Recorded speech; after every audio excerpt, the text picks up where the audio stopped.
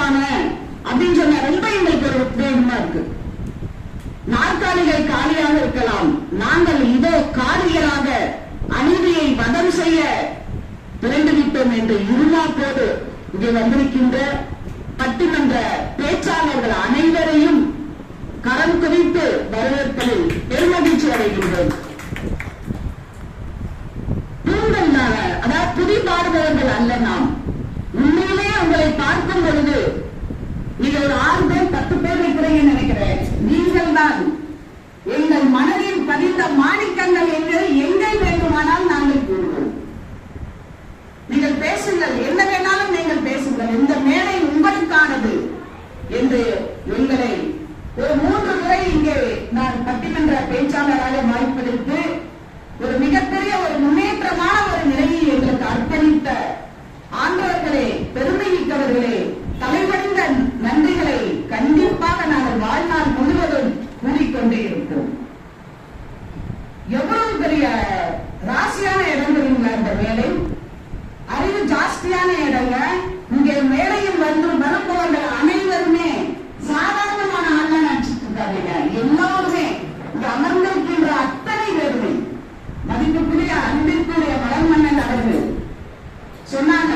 அவர் வந்து மலர் மன்னன், ஒரு மாணிக்க மனிதரும் மாணிக்க. அவர் மட்டும் இல்ல, அவரோடு தொடர்ந்து பயணிக்கின்ற சான்றோர் பெருமக்களே, எப்படி சொல்வது உங்கள் பெருமையை?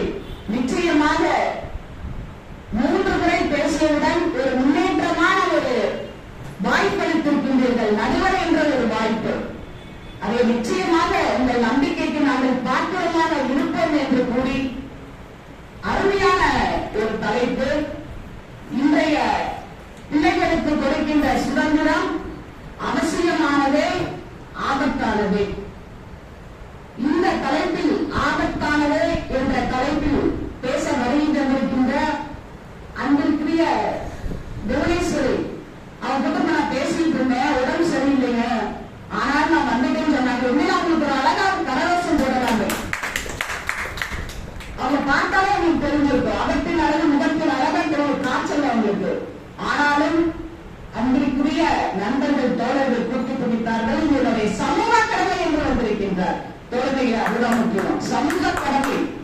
சமையல் கடையெல்லாம் ஒரு மக்கள் இருக்க சமையல் கடமை நாமே பார்த்துக்கிறார். இதனுடைய சமூக கடமை. வாழ்த்துக்கள் தோழர்களே. அதே மாதிரி ஜானகி நம்ம எல்லாருக்குமே அறிமுகமானவர்கள் தான். கவிஞர் ஜானகி, வெறும் ஜானகி இல்ல, கவிஞர் ஜானகி. நான் உங்ககிட்ட நிறைய பேசிருக்கிறேங்க, அழகா கவிதை நீட்டிருக்கிறாங்க. அதற்கு காரணமும் இந்த மேடைதான் என்பதை இருமாப்போடு மீண்டும் ஒரு முறை உங்களிடம் நான் அதை பெருமைப்பட்டுக் கொள்கின்றோம். ஜானகி அவர்களையும் அவசியமானது என்ற தலைப்பில் பேச வந்து அணி செய்ய காத்திருக்கின்ற அன்பிற்கு மதிப்பிற்குரிய தோழமை வனிதா அவர்களையும் அவங்களை பற்றி சொல்லிட்டாங்க, ரொம்ப நல்லா பேசுவாங்க. வராதவர்கள் கொடுத்து வைக்காதவர்கள் என்ன செய்வது? உண்மையிலேயே உங்களுக்கு மனமார்ந்த நன்றிகளையும் வணக்கங்களையும் தெரிவித்து சிந்துஜா ரொம்ப பெருமையா இருக்கு. அந்த குழந்தைகளை பார்க்கும் பொழுது ரொம்ப சந்தோஷமா இருக்கு. அப்படியே புள்ள அழைக்கணுங்க. எப்படி சொல்றது? இந்த மாதிரி ஒரு மேடை யார் கொடுப்பாங்க? ஒரு சிந்துஜா இல்ல, 1000 சிந்துஜாக்களை நீங்கள் உருவாக்கி கொண்டிருக்கின்றீர்கள் தோழர்களே. அழகா பேசுறாங்க அந்த பெண்ணு. நாங்களும் 3வது வகுப்பில் என்னை மேடை ஏற்ற அழகு பார்த்த ஒரு ஆணாசிரியர் அவர் சொல்லிக் கொடுத்தாங்க. ஒரே லைன் தான் மனசுக்குள்ள இருக்கு, the sacrifice our life for our nation சொல்லிட்டு வந்தாரு. கடைசியில் அதை சொன்னாங்க. ஒரு வரி என் கண்ணுக்கு முன்னாடி அப்படியே இருந்தது. கட்டி அணைத்து என்னை முத்தமிட்ட அந்த ஆசிரியர் கண்மன் தெரிவித்தார். உங்களை பார்க்கும் பொழுது அவர்கள் போன்றால் எனக்கும் தெரிகின்றது. தோழர்கள் சார்ந்தவர்களை ரொம்ப அழகா பேசினா அந்த பொண்ணு. 2வது பொண்ணு ஒரு சிந்துஜா இல்ல, 1000 சிந்துஜாக்களை உங்களால் உருவாக்க முடியும் என்பதை நிரூபித்துக் கொண்டிருக்கின்றீர்கள் சார்ந்தவர்களை. மனமார்ந்த நன்றிகளை கூறிக்கொண்டு தலைப்புக்கு வந்துடலாம். இப்ப பெல்லு வெளியேற்று சொன்னாங்க. பட்டிமன்றம் நடத்துறதுக்குன்னா பில்லு வேணும், பட்டிமன்றத்தை சரியா முடிக்கிறதுக்கு பெல்லு வேணும். அதனால அந்த பெல்லை எடுத்து கொஞ்சம் ஆபரேட் பண்ணி ரெடியா வச்சுட்டோம்னா தேவைப்படாதுன்னு நினைக்கிறேன். இருந்தாலும் ஏன்னா இருப்பவர்கள் அவ்வளவு பெரிய ஆளுமைகள் என்று நாம் நினைக்கின்றோம்.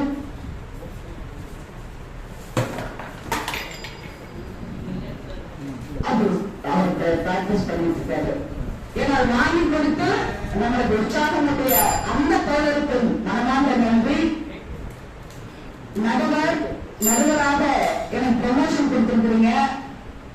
நிச்சயம் நடுவர் தான். 2 அணியினரும் கருத்து வளங்களை என்னிடம் கொடுப்பார்கள். நான் வாங்கி அதை நடுவர் அங்க கேட்கிறார். ஆமாமா, அடுத்து என்ன பாருங்க, அடுத்த தெரியும். கண்டிப்பா அடுத்ததான் போறோம். கருத்துக்களை அறுவடை செய்ய போகின்றோம் தொடர்ந்து. முடிந்தால் விதைகளை விதைத்துக் கொண்டே இருப்போம். முடிந்தால் மரமாகட்டும், இல்லை என்றால் உரமாகட்டும் என்ற உற்சாகத்தோடு உங்கள் அனைவரையும் மீண்டும் ஒரு முறை வரவேற்று, இன்றைக்கு குழந்தைகளுக்கு கொடுக்கின்ற சுதந்திரம் அவசியமே. கண்டிப்பா குழந்தைகள் சுதந்திரம் கொடுக்கிறது. பாருங்க, சுதந்திரம் கொடுத்ததால் தானே மிகப்பெரிய பேச்சாளர்கள் உருவாக்கி கொண்டிருக்கின்றோம். குழந்தைகளுக்கு படிக்கிறதுக்கு சுதந்திரம் கொடுங்க. அவன் எந்த குழந்தையும் போய் இங்கிலீஷ் மீடியத்துல சேருமா, ஆங்கில வழி கல்வியில சேருமா எந்த குழந்தையும் சொல்லாரு. பாவம், கொடுமை பண்றோமா குழந்தைகளுக்கு எது விருப்பமோ அதை தேர்ந்தெடுத்துக் கொள்ளுங்கள். விளையாட்டுல முக்கியத்துவம் கொடுக்கலாம். இன்னைக்கு உலகம் பூரா மிகவும் பிரபலமாகி கொண்டிருக்கின்ற பிரஜானந்தம். அந்த தாயின் இந்த இடத்தில் நாங்கள் தலைவணங்குகின்றோம். அவங்க அப்பாவுக்கு ஹேண்டிகேப்.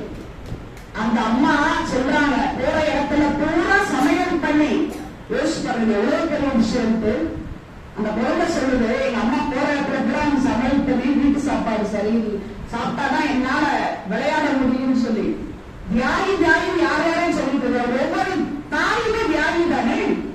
அந்த குழந்தைகள் சாதனை கொடுக்கணும். நம்ம நினைச்சிட்டு இருக்கிறோம் படிக்கிறது மட்டும்தான் சுதந்திரம். நிச்சயமாக இல்லை. பெண்கள் இன்னைக்கு இத்தனை பேர் பட்டிமன்ற பாரதி அழகாக பாடினான். பட்டங்கள் ஆனதும் சட்டங்கள் செய்வதும் பாரியில் பெண்கள் நடத்த வந்து 8 அறிவினில் ஆணுக்கு கேட்பேன் இழைப்பிள்ளை காணென்று குடியேறி என்று பாரதியின் கனவை பட்டம் மட்டும் ஆள்றதில்லை. இதே பட்டிமன்றமும் எங்களால் நடத்த முடியும் என்று பில்லாக திராணியாக சமுதாய பொறுப்புடன் இங்கே அமர்ந்திருக்கின்ற பெண்களுக்கு என்ன சுதந்திரம் கொடுத்ததுனால தானே வீட்டுல பெற்றோர்கள் சுதந்திரம் கொடுக்கணும். எது பிடிக்குமோ அதையும் செய்யணும். பெண்களுக்கு கண்டிப்பா சுதந்திரம் கொடுக்கல. பெண்களுக்கு மட்டுமல்ல, பிள்ளைகளுக்கு படிப்பு மட்டும் படிப்புதான் உலகம். தயவு செய்து இந்த கான்செப்டை மாற்றுங்க. படிக்காத குழந்தைகளிடம் எவ்வளவோ திறமை இருக்குதுங்களா. கோபிநாத் ஒரு மிகச்சிறந்த பேச்சாளர் என்று உலகையே உழுப்பிக் கொண்டிருக்கின்ற அற்புதமான ஒரு பேச்சாளர். அவர் சொல்றாரு, எங்க அப்பா வந்து எனக்கு டெய்லி கடிதம் போட்டுட்டே இருப்பாரு. மேல ஒரே லைன் தான், அந்த வரியை வைக்கின்றது நீதான். மாதேவன் சதைதனில் நீ நடந்தால் உனக்கு மாலைகள் விழ வேண்டும். இந்த பாட்டை எல்லாருமே கேட்டிருக்கோம். உன்னை ஏறிந்தால் நீ உன்னை ஏறிந்தால் இந்த உலகத்தில் உயர்ந்தாலும் தாழ்ந்தாலும் தலை வணங்காது நீ வாழலாம். ரொம்ப அற்புதமான ஒரு பாடல்.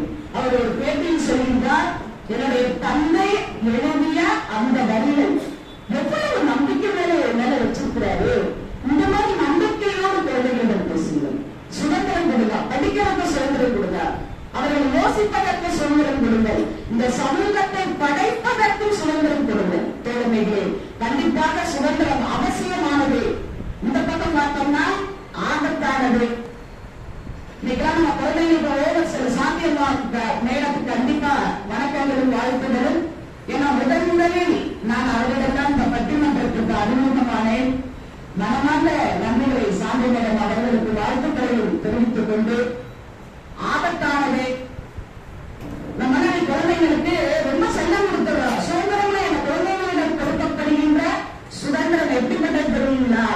இரவில் வாங்கிய சுதந்திரம் இன்னும் விடியவே இல்லை என்று சொல்வார்கள் அல்லவா? அதை போல அந்த சின்ன வயசுல என்னன்னே தெரியாம இருக்கிறப்போ அந்த குழந்தைகள்கிட்ட கொடுக்கிற செல்லம் 5 வரையானது 50 அப்ப எப்படி வரும், 15 எப்படி வரையும்?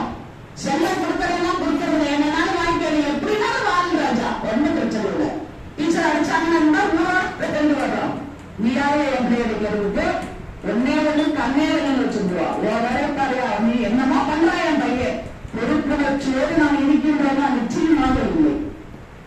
ரொம்ப வெளியில வாழ பிடிக்கிறோம்ல. 5 வயசு 10 வயசு நம்ம கண்டிக்காம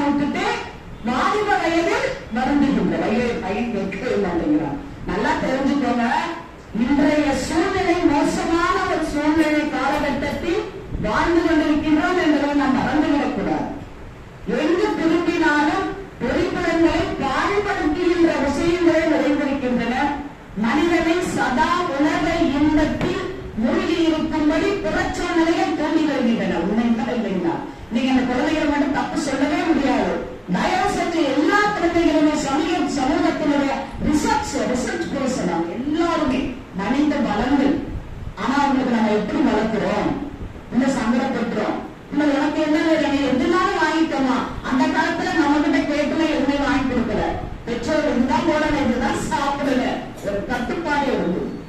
இன்னைக்கு துன்பப்பட்டு வாழ பிடிக்கிற மாதிரி பட்டம் நாளிருந்த பட்டமாக இன்றைய இளம் சமுதாயம் எல்லாமே நான் சொல்ல வரல, பெரும்பாலும் இன்று நடந்து கொண்டிருக்கின்றது என்பதை வேதனையோடு கொடுத்து மிக அற்புதமான கருத்துக்களை உங்கள் முன் பேச காத்திருக்கின்ற பேச்சாளர்களையும் வருகிறவர்களையும் மீண்டும் ஒரு முறை வரவேற்று இன்றைய பிள்ளைகளுக்கு கொடுக்கின்ற